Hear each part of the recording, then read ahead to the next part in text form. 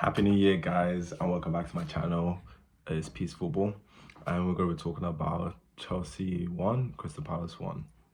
Um, Again, yeah, Happy New Year. Hopefully, I can be very consistent this year with this channel.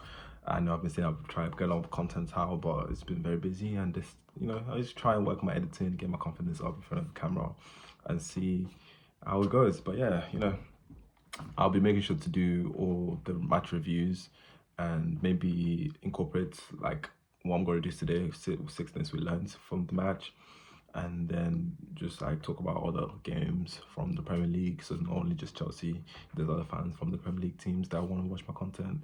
It won't just be Chelsea. It'll be mainly focused on Chelsea, but there'll be other content that'll be focused on other Premier League teams and just talking about football in general because that's what we love to do. So yeah. Without further ado, let's get into the game. Chelsea won, Crystal Palace won.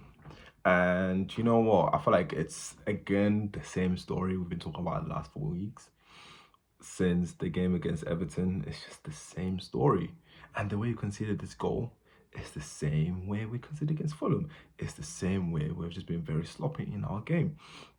And it's very frustrating because it's like we were performing very well. So what's happened? I know there's a lot of memes on social media talking about how Man City and Chelsea swapped their forms during Christmas, but it kind of seems like that. And it's like, I'm not what's called, I'm not like a speculist of like, Maresca and Pep, maybe they exchange, whatever. Doesn't make sense. But let's get into it. So, yeah, let's talk about the number one. Box number one, it would be, I guess, the only positive from this game would be Josh Achapong having his first Premier League debut. So that would be box number one. He had his first Premier League debut. It did well. I mean, we kept a clean sheet until like the 80-something minute when we conceded. It seems like this partnership works well. He's tall. He can carry the ball out. He was able to, I guess, keep Mateta quiet until he scored. I mean, it wasn't like there was a lot of mistakes made for him. It was a solid debut for a 18, 19-year-old. I'm not too sure how old he is, to come into the Premier League, start. I mean, there's a lot of like teenagers in the Premier League, but just his first start against a decent Crystal Palace attack, I guess. I mean, they're low in the league, but a decent attack with Eze coming back, and then Sar's in form as well. So it was, it was a good performance for him. So it was good that also now we've got a good partnership from the academy, Cobham. Everyone says like Cobham. So we've got a good establishment. So hopefully I guess that'll be the partnership going forward. I'm not sure what happened to Tosin and why he got demoted. And I guess Maresca just want to try something new, put in Josh Achapong in. What was I gonna say? In terms of like the way he played, I guess he also was called. I'm not too sure if it was aerial dominant. I guess I didn't really notice if that was a thing, but it was also, I guess, it helps that he comes into the team. Now Fofana has been left out, well, not left out, but said he's been injured for the end of the season. But now he's come on social media saying he's not injured for the end of the season. He's only injured for 6 weeks. So I'm not too sure of the dynamic going on between Maresca and Fofana right now. Why one person will say something and then the other will go contradict what the manager said. Talking about Maresca, the second box, which would be a yellow box, will be for Enzo Maresca. And I just remembered, I don't know if I established the rules of the 6 things or the boxes. So the boxes will be either red, yellow, or green. Green. Green is for a good performance. Yellow is for okay performance, or they did well but have something they need to improve on. And red is just for a bad performance. And we'll get into some red boxes today. But back to the boxes. The second box will be for Enzo Maresca. Again, I feel like I've been talking about Enzo Maresca the last few weeks, and I've been talking about how it doesn't make sense, the switch up from how he's been performing from the start of the season. It was like the first 18, 17 games of the season, and we were magical. We were Chelsea. We were performing. We had some losses, but we were still performing despite the losses. We were playing very well. We were on the front foot, sometimes counter-attacking football, sometimes dominating the possession, managing the game out, scoring multiple goals, taking their chances. Yes, When players don't take their chances, that's not up to the manager. But his in-game management has been horrific since Everton, and it just makes me question why. I've already given my examples of why or the reasons why I think he's done this, but it still doesn't make sense because now it's like, okay, cool, you've lost us 3 games, we're out of the title race, now get us back on form. But it's like he's lost that magic touch, and now he seems to be losing the dressing room slowly because he doesn't want to take off Palmer. Yes, Palmer's our key player, but the goal error came from him. You can tell he was tired. He's been wishy-washy with the subs. Players are always tired from the 60th minute. He said we're tired the whole December, well, for most of December. But regardless of being tired, he never makes any subs. And then he's coming out to the media saying, "Oh, who am I going to take off, and who am I going to replace them with?" It's not about if the whole point of the depth is that we have quality on our bench to come on and replace them without us suffering too much from the quality coming on. So we have quality. It doesn't matter who you're taking off. Palmer, Felix should do the job and see out the game. But for whatever reason, he is the manager. We have to trust in him. But the competition behind us is red hot. Newcastle are basically on the same points as us. We've got Man City back on form. We've got Forest ahead of us, Arsenal ahead of us, and there's what's called Brighton and the Bournemouths, and they're catching up. So any more slip-ups, and we're going to find ourselves from title contenders to now 6th, 7th in the league. It's not looking good. Third, I'm going to put yellow for Gusto.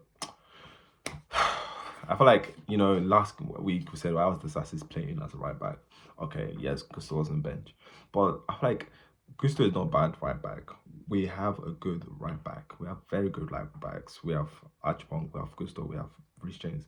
But right now, Gusto's decision making has been terrible. There was a chance we had where there was like 4-on-3 defenders, and one of the defenders was Sarr, and it was running behind. So he didn't have an awareness of his blind spots, and instead of what's called Gusto had multiple choices. He had Jackson running in the middle where there's a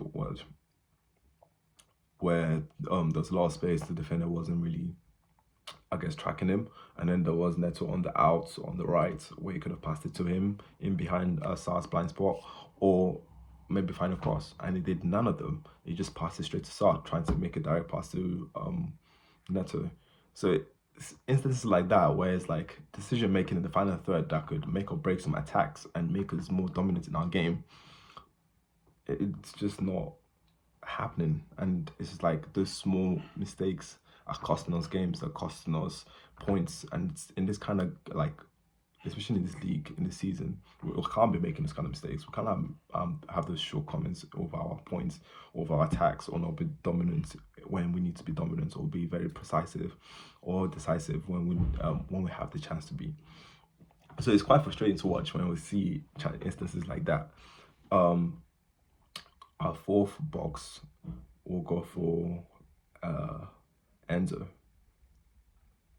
and Palmer, because I'll say is a green, yellow. You know what? I'll separate it. So green for Enzo, and then the next box, which is the fifth box, will be yellow for Palmer. Green for Enzo because Enzo, and I guess Caicedo as well, both of them again dominating the midfield. I mean, it was a very open game towards the end of the second half because we couldn't find control, and Enzo and Roscoe, they were making the subs. But regardless of that, Enzo was making some diagonal passes. Caicedo again winning balls, making challenges, making sure that again, regardless when they want to attack us, he was there to stop some attacks. He was there to control tempo, to make some key tackles. Just literally, average performance for Caicedo. But Enzo as well, his passing range was good. He was making those balls in behind. His balls were precise. So they both had good performances, and the goal wasn't their fault because it was a transitional goal, and it wasn't. They were caught off guard because they were out of position while a mismatch or a missed pass was made. Fifth box, which is Palmer. I might have to put Sanchez into this box.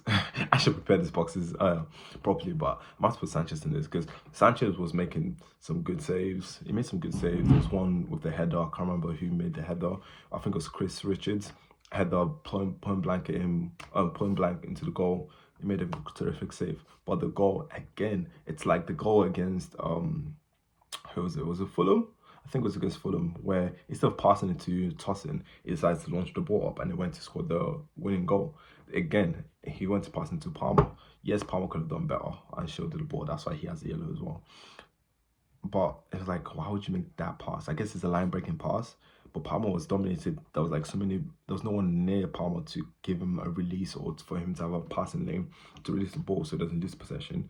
And then Palmer again was crowded and none of them like communicated. No one made space for him. He didn't make space for himself. He wasn't changing. He was very lackluster and very nonchalant in the way he was approaching. I know that's how he plays, but when we're 1-0 up and you're in our half and you have so many players around you, you can notice there's a lot of players around you because there was I'm pretty sure there's 3 Crystal Palace players around him before he collected the ball, and then he got pressed by all 3 and he lost the ball. That's not good. Those kind of decisions in key moments when we're just 1-0 up, we didn't have the luxury to be 2-1 up and be like, okay, cool, if you make a mistake, we can rectify this, or we've got a kind of safety net if we concede a goal. And then his recovery pace to make up for his mistake. That's why we caught out so many players. I'm pretty sure Gusto was already gone up. Caicedo was there, but he couldn't keep up, and there was so many attackers and so many players for Crystal Palace. That's why the goal came. That's where the goal came from. And it's frustrating that again, lack of subs, tired legs, no one could run as fast or as much as they wanted to keep up with the attack. And when we did concede, that's when they decided to bring on Noni and all those. Again, it was too late because Crystal Palace, they're not.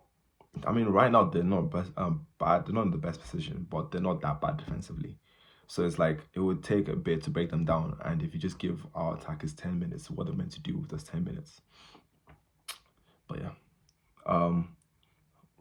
what's called box number 6. I'm gonna give it to Jackson, and I'm gonna give him a red. I love Jackson. Jackson, I've always said, you know, he's been getting into his form this season, scoring goals, been showing out in certain games. But recently, the last 7 games, there's a stat that says he scored 1 goal in the last 7 games. That's terrible. For a team of our magnitude, of a team of Chelsea FC, we can't have a striker scoring 1 goal in 7 games. That's unacceptable. If we want to challenge for top 4, not even talking about the title, for just top 4, we can't have a striker scoring 1 goal in 7 games. I brought him to FPL, so I'm a bit more passionate about this as well because I brought him in, and ever since I brought him in, he hasn't returned for me.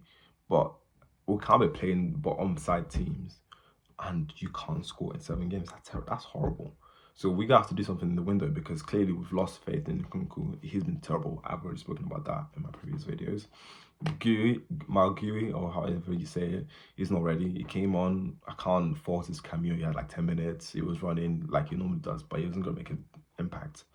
But it's like we need a different profile. If Jackson's not performing, we want to hook him off in the 60th minute. Be like, okay, cool, we've got a new striker, or we want to start a new striker, and then we can bring Jackson on. Because clearly, as much as we love Jackson, as much as I love Jackson, he's not the guy to take us to the next step right now.